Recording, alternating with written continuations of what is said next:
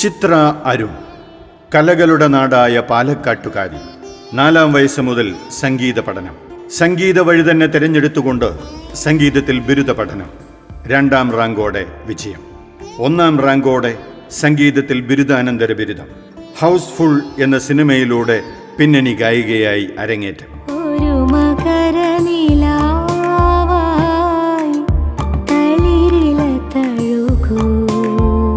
റാണി പത്മിനിയിലെ ഒരു മകരനിലാവായി, രക്ഷാധികാരി ബിജുവിലെ ഞാൻ ഈ ഊഞ്ഞാലിൽ, ഇങ്ങനെ നീളുന്നു സിനിമാ ഗാന സൂപ്പർ ഹിറ്റുകൾ. നിരവധി ആൽബം ഗാനങ്ങൾ.